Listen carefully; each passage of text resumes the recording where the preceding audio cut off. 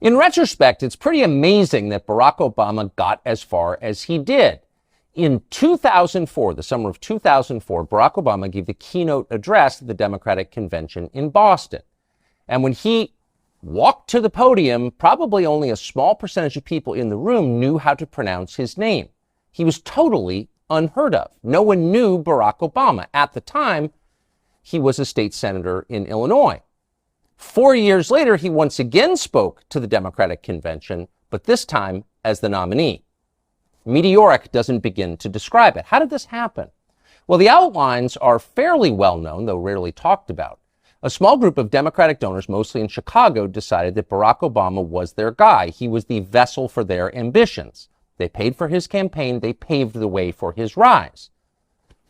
He spent 2 years pointlessly in the United States Senate preparing to run for president in 2008, and of course, in the end, he won. But the question was, who was this man? Where did he come from? What did he spend his life doing before he became president of the United States? Well, the news media, whose job it is to answer those questions, spent the entire 2008 campaign trying to keep you from knowing the answers. By election day, most Americans knew only one thing about Barack Obama, other than he was handsome and a good communicator: hope and change. But they knew nothing about him, his origins, what he believed, and legitimate questions about those facts were turned away, as they often are, with the claim, "That's a conspiracy theory. You're crazy. Shut up." One of the most interesting moments in the 2008 campaign occurred when a man, like Obama himself, came from out of nowhere to recount his experiences with Barack Obama, the man. His name was Larry Sinclair, and he told an amazing story. He said that in 1999, he had encountered Barack Obama in Illinois, had sex with Barack Obama, and then used cocaine with him. Sinclair went on to make these claims publicly at the National Press Club in Washington, to sign a sworn affidavit, and to take a lie detector test. But he was dismissed. In fact, he was attacked. Obama shills like Ben Smith of Politico batted the claims out without refuting them. They're absurd. And the rest of the media followed suit. But the claims weren't absurd. We're not claiming they're true, but they were certainly credible. This was a first-hand account of Barack Obama's behavior by someone who was willing to sign a sworn affidavit to that effect. So the question is, whatever happened to Larry Sinclair? What's his life been like since? That's an interesting story. It turns out Larry Sinclair is still alive. He lives in Mexico. But today, he's in our studio, and we're happy to have him. Larry Sinclair, thank you so much. Thank you for inviting me. Where did you meet Barack Obama? It was by accident. I was in the Chicago area in '99 for Lee Duke's graduation from the Naval Academy. Who's Lee Duke? He's basically my godson. Okay. I had hired a limousine service. I'm sorry to interrupt. Did you live in Chicago then? No. I was actually living in Colorado. I had flown in the night before. Okay. So had hired a limousine service, had made the driver aware that if Lee couldn't leave the base, because once they graduate, some of them actually get their assignments and they're shipping out and they can't leave the base, that I was still interested in going out. And had asked the driver if he knew anybody that was available that might want to show me, Chicago. And he said he did. So well, who was the driver? His name was Jamir Multani. It was with 5-star limo. So you're just a guy who's in town for the night, and it sounds like you're looking to party, actually. Yeah. That's what you're really saying. Yeah. Well, I was in town for a few nights, but yeah, I was definitely looking to party. And did you make that clear to the driver? Oh yeah. Yeah. Oh yeah. There was no misunderstanding. How direct were you about that? Extremely. Extremely. Okay. Yeah. There was no doubt what I was looking for. Okay. And he picked me up at my hotel in Gurnee and drove into Chicago, pulled up in a bar outside, and there's this guy that's introduced to me as Barack Obama. It was literally that casual. Had you ever heard of him? No. Did the driver know him? Yep. The driver definitely knew him because the driver said that he was a friend. Interesting. How would the driver be friends with Barack Obama? I only found out later, dealing with a reporter from Bloomberg News, that apparently the limousine company had been doing business with Tony Resco, that at the time was somehow affiliated Was with in Barack Obama's Obama. orbit. Yeah. Yes. Interesting. So he knew Barack Obama, and in his view, Barack Obama liked the same kind of partying you were looking for. Yeah. Okay. So sex and drugs, in other words. The sex part I wasn't so sure about until, of course, you make your move, but it became obvious very quick.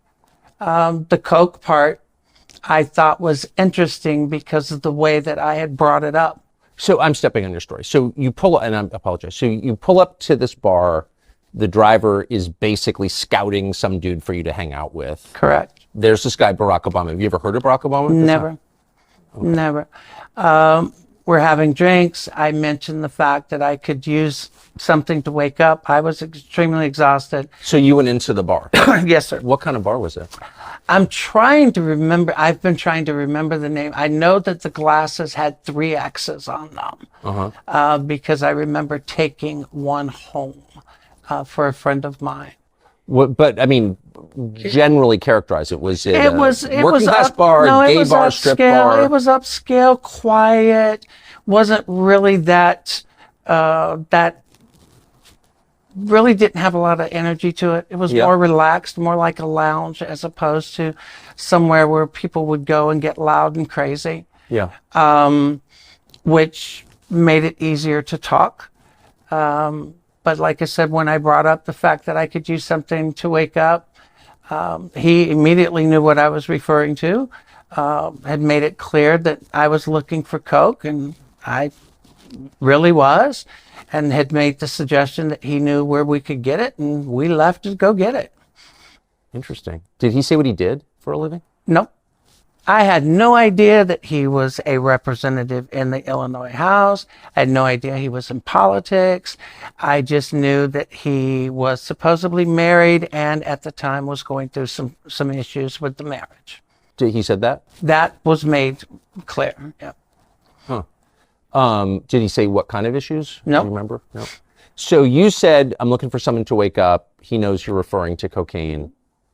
I know where to get it. What happens next? We get back in the limo. The driver takes us wherever it is that Barack had instructed him to take us. I had given Barack $250 to pay for coke. He gets out, comes back. I start putting a line on a CD tray to snort. And you're in the limo? Yep. Driving or parked? No, the driver's driving. Yep. I start to put a line on a CD tray, and I just happen to notice that he pulls something else out of his pocket. And next thing I know, he's got a little pipe and he's smoking. So I don't have an issue with it. I mean, some people smoke, some people snort. Smoking the cocaine? Yes. So as I'm doing a line, I just start, this is the part where you kind of make your move to see where things are going. So I just started rubbing my hand along his thigh to see where it was going, and it went the direction I had intended it to go. So the night became somewhat active sexually and drug-wise in the limo. So you hit on him. Did he seem shocked by that? Not at all. Yeah. I mean, if you're smoking crack with a stranger in the back of a limo, like, you got to imagine things might go crazy places. Well, not only imagine it, I look at it this way. I've done a lot of crazy things in my lifetime. I'm a pretty good judge of character, and I pretty much know whether or not I can move in a certain direction with an individual. I didn't feel that I was going in the wrong direction. I just wasn't so sure how much I could trust the individual at first. And that was probably one of my bigger concerns. But the fact that I was already becoming somewhat buzzed, you kind of throw caution to the wind. You weren't sure you could trust the individual. What does that mean? When you meet someone out of the blue and you go to a level that you're doing drugs with, or you're giving money to purchase drugs, or even for sexual activity, you have to be sure that you can trust them. And when I say trust, I mean that you're not going to end up being robbed, or that you're not going to end up having a knife stuck into you, Right. from one direction or another, or that you're not going to pull up somewhere and all of a sudden the car door is going to open and you got 5 people pulling you out of it. Totally. That's what I mean when I Yep. say trust Yep. someone. And you've been around at this point Oh, in yeah. your life, big time. Yeah. Right. So probably not your first time in a situation like this. Not at all. And that's why I said I pretty much know where I can go and Yeah. at what point. So you start rubbing his leg, and I think, I'll just be totally blunt with you, like a man who's not into gay sex would be like, whoa, settle down. Trust me, if it was something that you were not interested in, Yeah. and you're right, I've had guys that I read wrong that would literally try to break your hand. For sure. If you went in that route. So it's not like this was something that he wasn't into. It's Yeah. not something that he was shocked by. Yeah. Shocked by, you don't get excited and you don't unbutton your pants and you don't just sit there and let it happen. Yeah. So it definitely wasn't Barack's first time. That much I'm absolutely certain of. And I would almost be willing to bet you it wasn't his last. So you performed oral sex on I Barack did. Obama. You did.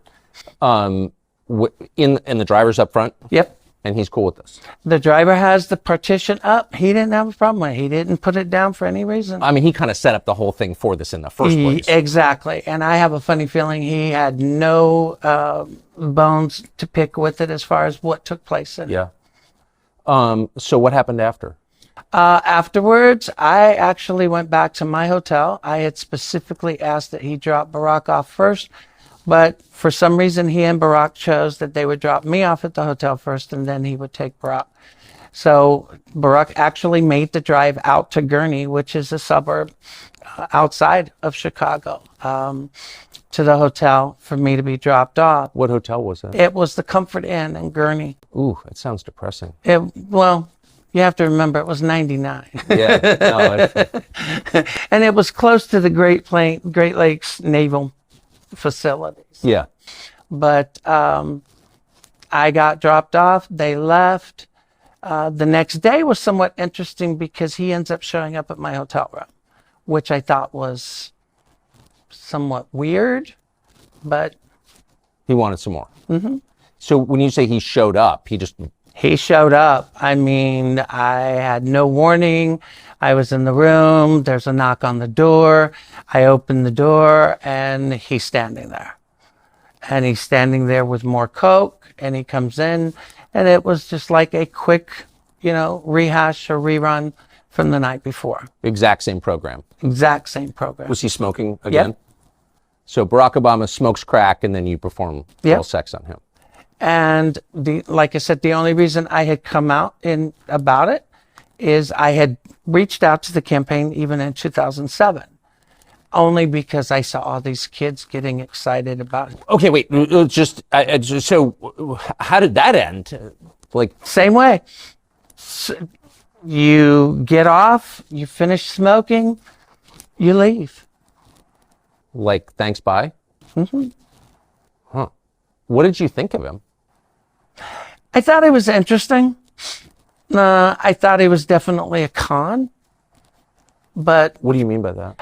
well, in my life at that point, you made it clear. I had already been around. Yeah, big time. Yeah.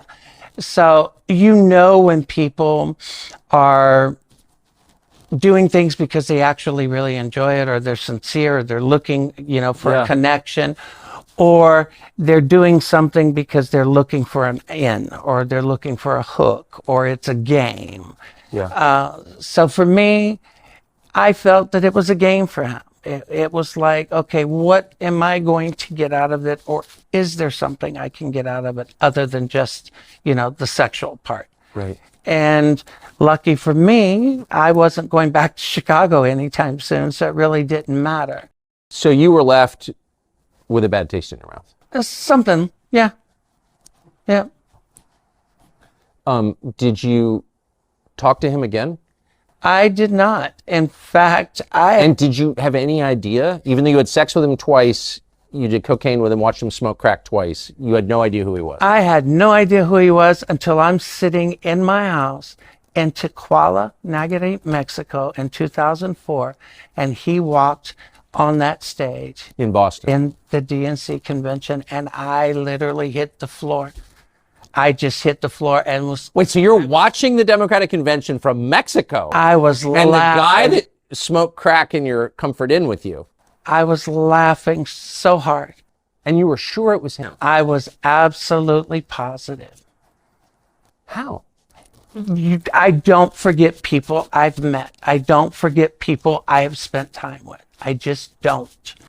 And just to restate, because I think you affirmed this, but he used his real name when you were with him. Yes, Did he call himself Barack or Barry? Barack. Barack. And so did the driver. And that's why at first when everybody was referring to him as Barry, I just didn't understand or catch on. Because like I said, I didn't know that much about him other than the fact that, hey, you know, you hook up, you know, today it's Grinder. Back then it was, you know, The limo driver. yeah, a limo driver or a bartender, you know. You ask and somebody knows somebody or somebody doesn't. Amazing. Amazing. So you're sitting there in Mexico watching this, and you think, that's the guy I had sex with who smoked crack it with me. Yep. And what do you think? Like I said, I just started cracking up. I freaked out. I had even pointed out to some friends of mine that were at the house that night, and I told them, I said, you're not going to believe this. I said, I blew this guy twice, you know, and they just start cracking up. But that's the thing about me. I've never been in the closet. I've never hid. I mean, I'm always very direct and blunt. And, you know, and I'm just like, this is unreal, you know, and I had no idea that he was going to run, you know, in 2008, but I was back from Mexico, but it was a strange feeling sitting there watching him walk across that stage and realizing who he was. Huh. So what did you do? You said you reached out to the campaign? Well, I didn't do anything in 2004, but when he announced his run for 2008, I did reach out to the campaign in late 2007 because I had seen a lot of these college kids talking about how thrilled they were, how there was a candidate who was completely honest about his entire life, his drug use, you know, what he did as when he was in school. You know, the constant back and forth. 1 minute is, yes, I did cocaine when I was younger, or no, I never did cocaine, but I smoked weed. So I just simply pointed out that all I was asking was, look, why don't you just simply come out and say, I did coke and I've done it as recently as 1999. You know, just tell the truth. Put it out there and be honest and let it stay as the truth rather than this back and forth. Never did hear anything back from them immediately. Who did you reach out to? Do you remember? I reached out to actually David Axelrod's office in Chicago. I'm trying to remember the letters because it was actually 3 letters.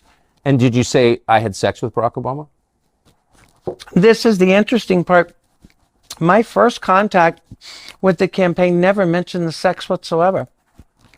That was actually brought to my attention by someone who eventually reached out to me in late 2007, claiming to be with the campaign, but wasn't with the campaign. What do you mean that was pointed out to you? So you never told anyone in the Obama campaign you did sex with Barack Obama? Not in 2007, no. Interesting. But they knew? Yep. How? Who? Well, that's weird. I'm assuming Barack himself, because the phone calls that I got in late 2007 came from a gentleman that I have repeatedly identified as Donald Young. And it was Donald Young who had mentioned to me that the campaign was not going to acknowledge the sex and the drug interaction And I was somewhat taken back because, like I said, I had never mentioned the sex to the campaign at all at that point. I had in 2008, but I had not in 2000. Okay, that is amazing. And I want to get to who Donald Young was in just a minute, but I apologize for being a bad interviewer, but let me just ask the obvious question, which, what was Obama like on crack? Actually, and I hate to say this because some people are going to think I'm really crazy. I knew a lot of people that smoked it because I was in Miami in the early 80s when it became quite popular. Similar to a friend of mine that I knew in Miami, gets extremely high, calm, almost euphoric. And then as it starts to come down, the twitching and the looking, anything that looks white that's sitting on the seat or the floor, you assume is another piece that fell off that, you can pick up and smoke. But while he was high, pretty much the same. Pretty controlled. Pretty controlled, euphoric, talkative, but not really saying anything. So it was like his presidency. A lot like it. Was it your impression, and of course you would, strictly speaking, no, but was it your impression that this was the first time he'd ever smoked crack? No. You don't, first of all, you don't buy crack, get in a limo, and have a pipe in your pocket if it's the first time you smoke crack. Yeah. You just don't. That makes sense. So I've read about your story to the extent it's been written about, not very much. But I'd never read that Donald Young, this man Donald Young, called you and told you that he knew you'd had sex with Barack Obama. That was the contact in late 2007 that I had that originally came under the guise that they were part of the Obama campaign. So who was Donald Young? Donald Young is a choir director and a school teacher. He was the choir director at Jeremiah Wright's church in Chicago, the same church that Barack Obama went to. He was also a very openly gay black man, but very well respected. Did you know him? I had never met him. I had not even realized that the person who was communicating with me had been killed until a good 2 months after. So I'm going to get to that. So Donald Young is the choir director at Jeremiah Wright's church. Yes. And is it publicly confirmed that he knew Barack Obama? Oh, yes. Yes. Donald Young's own mother has repeatedly said that she feels that her son died to protect Barack Obama. It's just interesting that Donald Young would have called you. He's not working directly for the campaign that we know of. Exactly. But somehow he has a copy of your letter. It sounds like maybe Donald Young was on cleanup duty. Somehow he has my phone number. Exactly. And that's exactly what it was. Because like I said, the first calls were, I was led to believe that he was with the campaign. The last conversation that I'd had with Donald Young, he had actually come clean and said that he had been asked to call me and that his job was to get as much information from me as far as who I had spoken to, who I had given any information to, and to get that to them. He had told me to be careful, to watch myself, and to understand that the Barack Obama campaign was not in any way, shape, or form going to acknowledge anything or come out about anything. And he had made it clear that he had known Barack for quite some time and had had an intimate relationship with Barack for quite some time. He told you that? Yep. And that's when I knew that I could at least trust what I was being told. Originally, I had made it clear I didn't feel comfortable with the phone call because something just didn't seem right. But after a couple of calls, it started to all fall into place. And I had said the same thing to myself. Wait, so you didn't know Donald Young existed? Nope. It sounds like you're not very political anyway. You weren't. I wasn't at the time. And you were just annoyed that Obama was talking about cocaine and lying about it. I was extremely annoyed. But the sex part had nothing to do with it. No. Then Donald Young, who you don't know, never heard of, calls up and says, by the way, I know you had sex with Barack Obama. I did too. Yep. Pretty much. I mean, this is a longer conversation, which we're going to have in a minute, but I mean, Obama has a wife and kids, and he's telling America what a great family man he is. Is that, or maybe you've seen this a lot? What do you think of that? Well, you know, in 2008, I made it clear that Obama was having marital problems in 99, and everybody in the world said that I was crazy, didn't know what I was talking about. And yet, what was it, 6 months ago, Barack Obama comes out and tells the world that exactly what I said was the truth. In 1999, he and Michelle came very close to divorce. Really. 15 years later, what I say is the truth, but 15 years earlier, I'm a liar and a fraud. It's interesting how things eventually come out. But yes, believe me, I've known guys that were completely happily married that will screw around with another man on a weekly basis and think nothing of it. Huh. Is it your sense that that's who Obama is, just transactional, or that he's bisexual, or like, what is this? No, my feeling that Barack Obama is probably, he's definitely bi. I think there is a lot of transactional qualities to him, because I think whatever he does, it is looking for a hook or looking for a benefit. Yeah. That's consistent with his public persona too, I would say. So Donald Young calls you, you actually end up, sounds like you kind of like and trust Donald Young. I did. Did he say how long he'd had a relationship with him? He had just said that they had been intimate for years. Intimate for years. And what happened to Donald Young? Donald Young was shot dead in his apartment, second floor in Chicago, Illinois. I think it was December 23rd of 2007. According to the police report and the death certificate, multiple gunshot wounds, close range, no forced entry, second floor apartment, yet not a single resident in the building heard a single shot, but yet they can hear every shot that's fired in the street outside. Jeremiah Wright announces that Donald Young's dead earlier that morning, even before it was announced, even before he was declared dead. I mean, a lot of it just didn't make sense. This is all public, and you can Yep. look this up, and it's still on the internet. Tell us about Donald Young's mother. Norma Jean Young actually is a former Chicago Police Department employee. Really? Really. She had worked for the Chicago PD. I had spoken with his sister Lorraine shortly after I realized that he was the gentleman that I had been speaking with.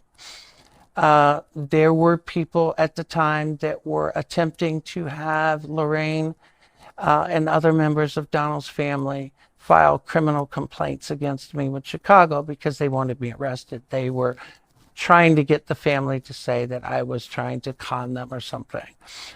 To my knowledge, they never did any such thing.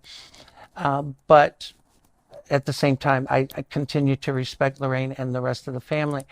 But Mrs. Young had finally come out and told David Nelson, who was a reporter that I knew out of Minnesota, that she was convinced that Donald had been killed, that his death was to protect his friend Obama.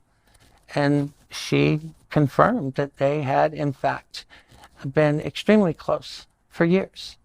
I mean, did she confirm that they'd had sex, Obama and Donald Young? Her confirmation wasn't referencing, or she did not specifically say that they were sexually involved. She just simply said that they had been intimate friends for years. But she believed the Obama campaign was responsible. She believed that his death was due to protecting Barack Obama. And I made the same argument that people said, well, how are you accusing Barack? I said, I'm not accusing Barack of anything. But I said, I'm willing to bet my life that Barack Obama and Jeremiah Wright both know or have knowledge of who killed Donald Young. There is no doubt in my mind about that. Well, this was a guy who was clearly going to be the next leader of the world. You know, people kill each other over insurance claims, over bar fights. You know, there's a lot at stake here. I have no knowledge of this. I'm not alleging a murder by the Obama campaign or its allies, but it's not. It's not a crazy thing to wonder, obviously. No, and the only thing after I realized what had happened with Donald Young, the only thing I'd ever asked was the same thing that I had done.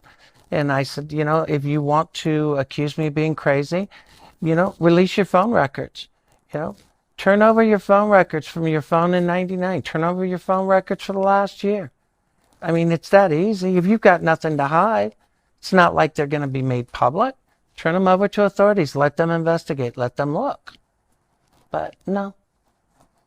So now seems like a fair time to ask about your motive. So your initial motive was you were annoyed because you believed or you knew that Obama was lying about his drug use. Right. But then after the Donald Young exchange, where he brings up the sex that you had with Obama, what was the point at which you decided, I'm just going to bring this to the country, I'm going to go public? Well, in January of 2008, after having contacted the campaign yet again, I had decided, you know what, screw it.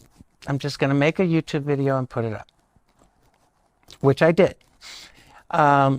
It wasn't because I was looking for anything out of it. In fact, if I had even stopped long enough to anticipate the blowback and the consequences of speaking out, me being me, it probably would not have stopped me. It might have slowed me a little bit, but it would not have stopped me.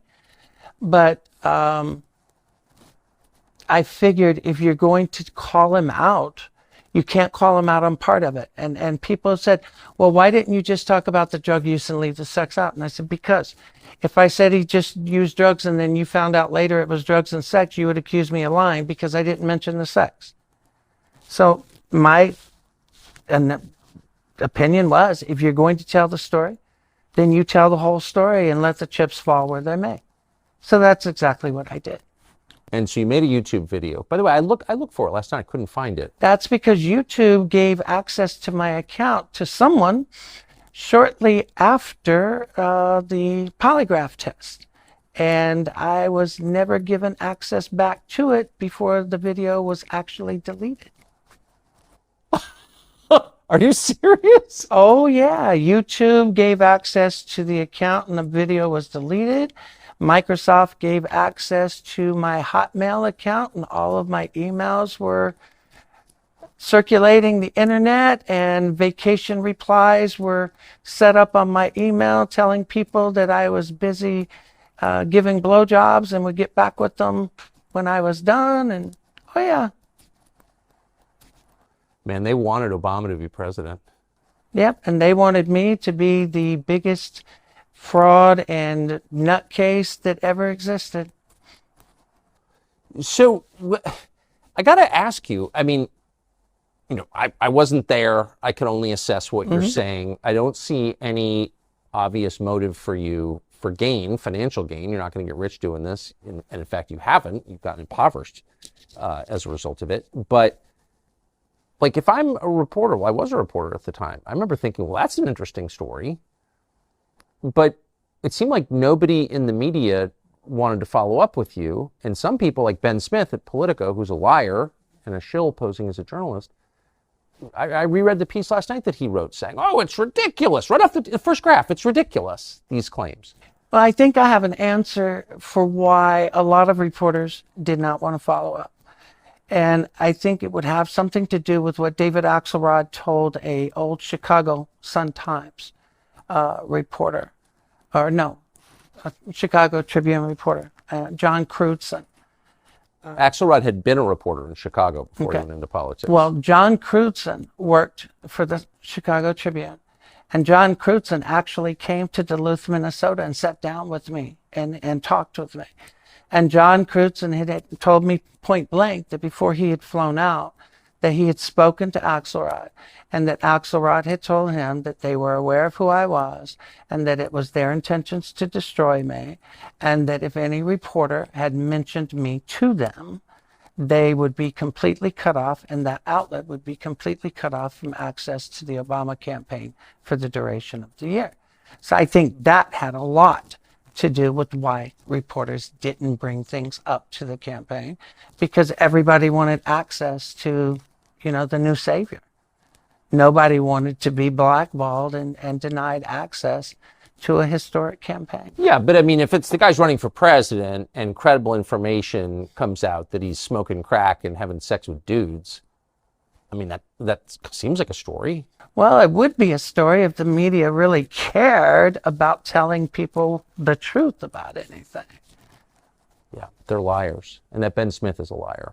Oh, Ben Smith's more than a liar, but you're right. What do you mean more than a liar? He's a complete fraud.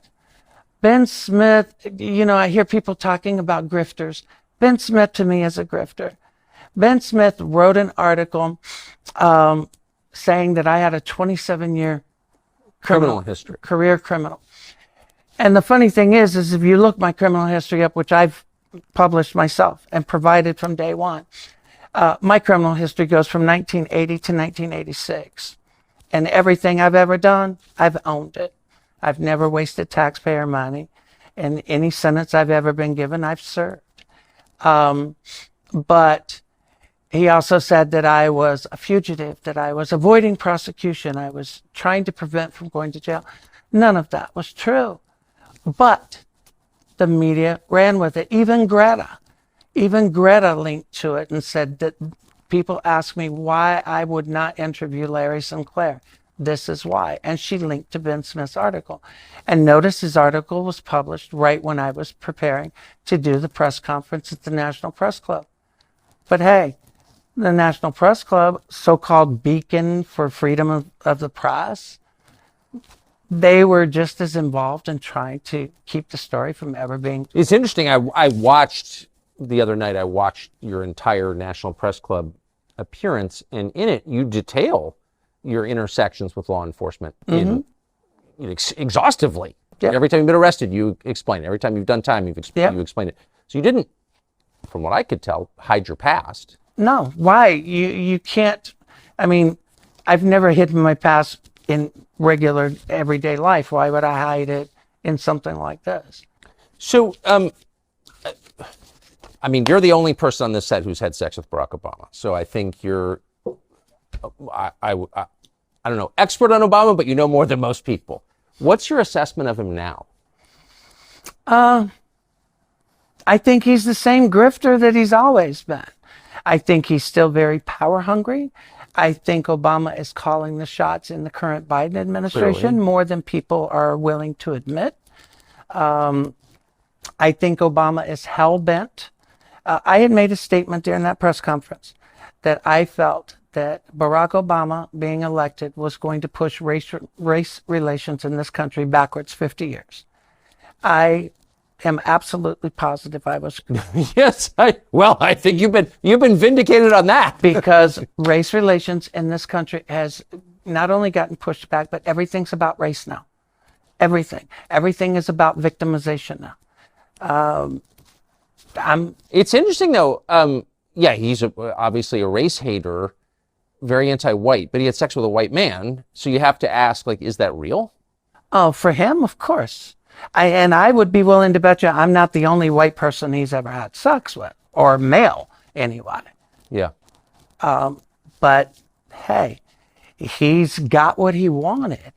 He is in D.C. He's living the life. He's still looked upon as being the savior of the country. And sadly, people are still giving him that power. And I think it's going eventually to be to the detriment of. Can I just ask you one last question? How did you? I'm just thinking about it. It's very insightful because I knew a lot of people who weren't liberal who voted for Obama purely on the race question, and they weren't all self-hating, guilty whites. They were like nice, normal people who wanted to see race relations improve, and that really was the core promise of his campaign. And a lot of people bought it. A lot of smart people bought it, and I saw why they bought it. but you didn't buy it. How did you know that? I grew up in South Carolina in the 1960s and 70s. Okay. I've been gay and knew I was gay since 6 years old. Never hid it. Okay. Yeah. I grew up in rural South Carolina. And my first job as a kid was cropping tobacco for a family by the name of Rose that were a black family living across the road from my grandparents. So I grew up as a kid, a gay kid, in an era and an area that would get you killed being gay just as quick as you could be hanging being black. So I actually knew the other side of the track before I knew that I was supposed to act like I was above this or above that. I've watched it my whole life. I know when someone plays, when it comes to acting like they're one way and then in reality they're the biggest racists or bigots alive on both sides. Okay. I knew because he was saying one thing in the campaign, and then if people started to actually listen to what he was saying, remember there was a time when he actually told supporters to show up at a fight with a knife, get in people's face, argue with them if they didn't agree to support him, if they didn't agree to vote for him, argue with them, convince them. Come on. You don't make statements like that and tell me that you're not going to make things about race. He did. Man, that is the one part of your story that we can say unequivocally you're telling the truth about. You saw that and most people didn't. Larry Sinclair, I'm really grateful that you came. I wish I had interviewed you in 2008. I don't think anyone would have run the interview. But anyway, thank you. You're welcome. Very much. Thank you. Great to meet you. You too.